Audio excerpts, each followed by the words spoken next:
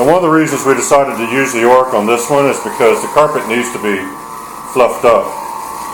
And the rug doctor's good at extracting, but even when you rake and everything, the carpets don't get as fluffy as they do when you use the Oreck Orbiter, because it does a great job raising the carpet nap back up again and restoring the look of the carpet when it was brand new.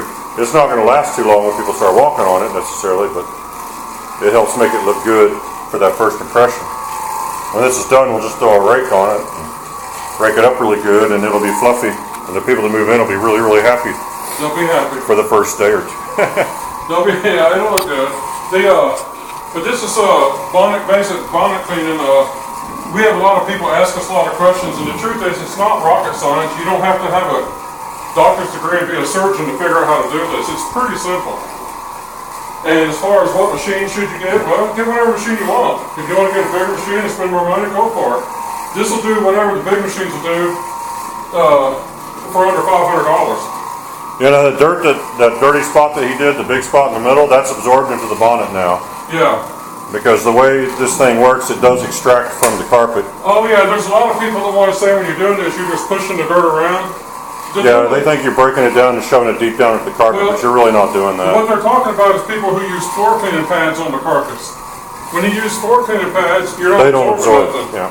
So you're actually pushing dirt down, and then you extract it out later with an extractor. Just like the carpet brush you can use. It's good if you're going to go over with something else. You come back with a bonnet, or you're going to extract with an extractor. But if you want to absorb and scrub at the same time, and these carpets were lightly soiled except for that one bad area, then you can just use the bonnet and save yourself a lot of steps. I don't even see where it was at. I was going to get one more run through.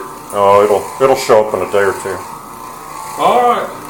And one nice thing too, the carpets are not they're slightly damp is all, because you don't have to put too much water in. And that's how quick you clean a carpet with that machine. And it's right. Let's go to the next room and make another video. One more. And of course, if you can get the carpets so you hardly get them wet, you have a lot less chance of having any kind of wick back or browning. Because as the carpet dries, it starts to draw up from underneath, and it'll pull up dirt and everything.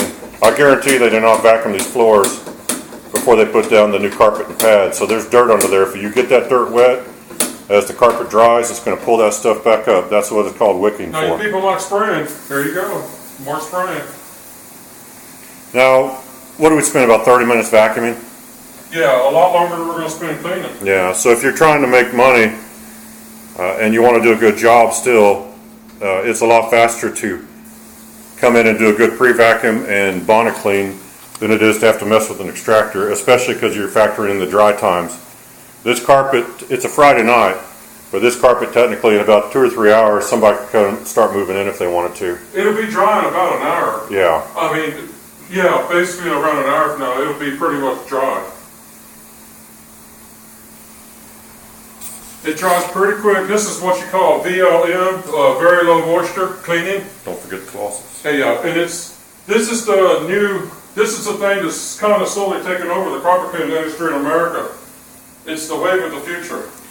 Well, a lot of people are having troubles in some communities, municipalities. They're starting to get real tired of hearing truck mounts running.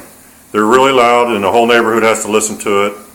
And you got to string hoses in and out the house, which is a security issue. And in some times of the year, you're looking at getting a house full of bugs if you leave the door open a little bit.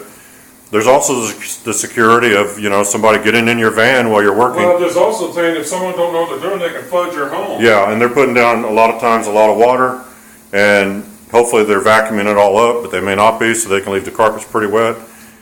So a lot of truck mount cleaners are starting to move to VLM methods. Yeah, and they're using it as much as they can, because sometimes you need a truck mount for the carpets they do. But when they can, a lot of them are starting to go to these methods, because it's just, you got the carpets dry a lot faster. It's just easier, less equipment and expense involved. The chemicals are pretty easy to use. It's just a simple method, and it works really well. Oh, by the way, when you're doing spraying, always let the pressure off your sprayer. If you don't, it'll mess up your seals will burst over time. Yeah, you don't want to do that. We always take off our pressure. All right, this room's not too bad. There's a little bit of a dark area here, which probably won't be anything. I doubt it. There's some stuff here that also probably will. We'll see if it comes right out. It should. We anticipate a complete removal. Are you going to wash the bonnet out? No, I'll just flip it over. Okay. And that's another thing.